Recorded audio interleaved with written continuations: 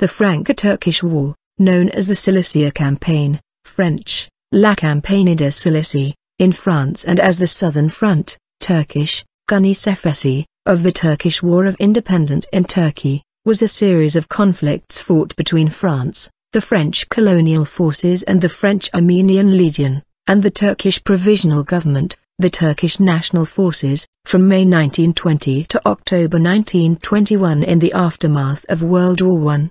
French interest in the region resulted from the Sykes-Picot Agreement and the subsequent French-Armenian Agreement, 1916, that led to the establishment of Armenian forces under the French army. French interest in the Çukurova region, Cilicia, was apparent from Napoleon's 1798-1801 campaign in Egypt and Syria, and became more intense when French capitalists acquired Sultan Abdülhamid II's Mercimek Farm as part payment of the Ottoman public debt. This large, 1,100 square kilometers, 420 square miles, farm occupied a strip from the ports of Yumurtalık and Karataş to the vicinity of Kozan and İmamoğlu. Agreements. After the armistice of Mudros, the French army had moved into Çukurova in accordance with the secret Sykes-Picot Agreement of 1916, which gave France control of Ottoman Syria and southern Anatolia, including the key strategic locations of the fertile plain of Çukurova,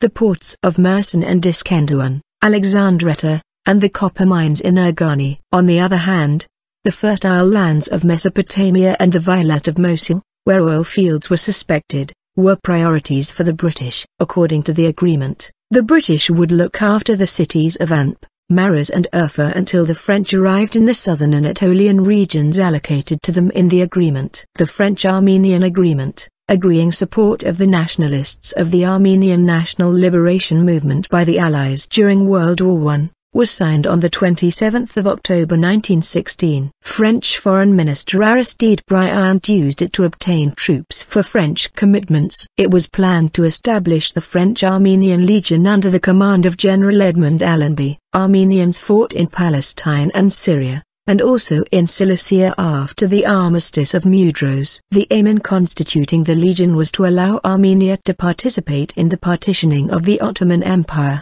particularly in southern Anatolia. After the armistice of Mudros, the first thing the French military did was to control the strategically important Ottoman coal mines in which French capital held significant stakes. The goal was both to take control of this energy source and to meet French military needs. It also prevented the distribution of coal in Anatolia, which could be used in activities to support insurgency. On the 18th of March 1919, 2 French gunboats brought troops to the Black Sea ports of Zonguldak and Karadeniz to command the Ottoman coal mining region. Because of the resistance they faced during their one-year stay in the region, French troops began to withdraw from Karadeniz on the 8th of June 1920. They continued to pursue their occupation in Zonguldak, where they occupied the whole city on the 18th of June 1920. Constantinople and Thrace operations. The main operations in Thrace aimed to support the strategic goals of the Allies. A French brigade entered Constantinople on the 12th of November 1918. On the 8th of February 1919, French General François Desperie, Commander-in-Chief of Allied occupation forces in the Ottoman Empire, arrived in Constantinople to coordinate the occupation government. The city of Bursa, a former Ottoman capital of central importance in northwest Anatolia, was also held by French forces for a brief period before the Great Summer Offensive of the Greek army in 1920, at which time that city fell to the Greeks. Cilicia Campaign, Cilicia War. The first landing took place on the 17th of November 1918 at Mersin with roughly 15,000 men, mainly volunteers from the French Armenian Legion, accompanied by 150 French officers. The first goals of that expeditionary force were to occupy ports and dismantle the Ottoman administration. On 19 November, Tarsus was occupied in order to secure surroundings and prepare for the establishment of headquarters in Adana. After the occupation of Cilicia proper at the end of 1918, French troops occupied the Ottoman provinces of Antep, Maras and Urfa in southern Anatolia. At the end of 1919, taking them over from British troops as agreed. At the eastern tip of the occupation zone in the south, the city of Mardin was also occupied for one day, on the 21st of November 1919, until the evening, when the French thought it better to abandon the occupation attempt. France designated Edouard Bremond governor of the French occupation zone in the south from January 1, 1919, September 4, 1920, and Julien Jouffieux from September 1920 to 23 December 1921. In the regions they occupied, the French encountered immediate resistance from the Turkish majority,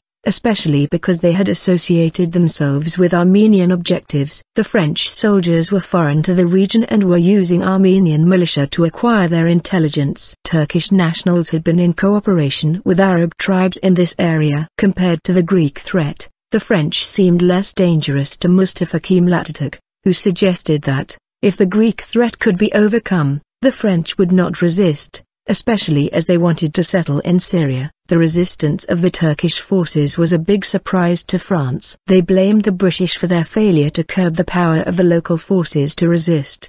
The strategic goal of opening a southern front by moving Armenians against the Turkish National Forces was a failure after the defeat of the Greek-British forces to the west. On the 1st of November 1919, 2 days after the French takeover of Meroz, the Sutsu Imam incident sowed the seeds of tension in the city. This incident is named after the defender of 3 Turkish women who were being harassed and molested in the street by auxiliaries of the French-Armenian Legion. Sutsu Imam shot one of the molesters in the skirmish and had to go into hiding. The incident triggered a series of events that led the Turkish majority of Meroz to rise against the occupation forces and culminated in whole-scale urban warfare 2 months later. On the 11th of February 1920, after 22 days of the Battle of Meroz, the French occupation troops, followed by members of the local Armenian community, found themselves forced to evacuate Meroz by the resistance and assaults of the Turkish revolutionaries. The loss of the city was accompanied by large-scale massacres of the Armenian population, with thousands of victims. Meroz militia forces contributed further to the war effort by taking part in the recapture of other centers in the region, forcing the French forces to retreat gradually, town by town. The Cilicia peace treaty between France and the Turkish national movement was signed on the 9th of March 1921. It was intended to end the Franco-Turkish War, but failed to do so and was replaced in October 1921 with the Treaty of Ankara. End of hostilities. The conflicts officially ended with the Treaty of Ankara signed by representatives of the French government and the Turkish Grand National Assembly on the 20th of October 1921, and finalized with Armistice of Mudanya. Withdrawal and population movements. The French forces withdrew from the occupation zone in the first days of 1922. About 10 months before the Armistice of Mudanya. Beginning on 3 January, French troops evacuated Mersin and Dortayol. On 5 January they left Adana, Seyhan and Tarsus.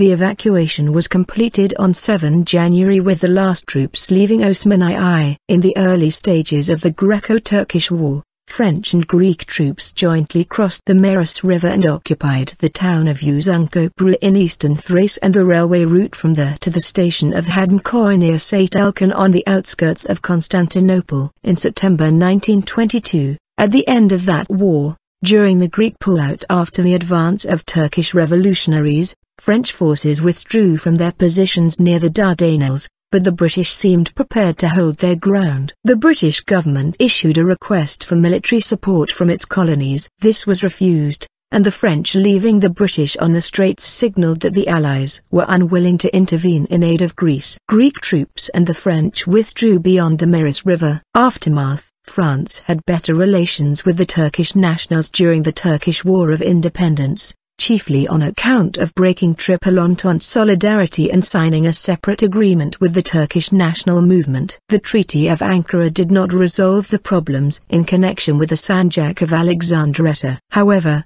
positive Franco-Turkish relations were maintained, at least until the question of Alexandretta was solved, By applying the principle of defending territorial integrity and national independence, French policy supporting the Turkish independence movement was set back during the Conference of Lausanne on the abolition of the capitulations of the Ottoman Empire. French objections during the discussions on abolition were perceived as contravening full Turkish independence and sovereignty. Furthermore, the fact that the Sanjak of Alexandretta remained under French control also contributed to the tension between the two countries. According to the Misak Milli, they should have been included within Turkish national borders. The positive attitude developed with the Treaty of Ankara remained friendly, if limited. The Ottoman debts were cleared by the young Republic of Turkey in line with the Treaty of Lausanne. Attempts at modifying the ethnic structure of the region in favor of the Armenian minority by introducing new settlers also played a role.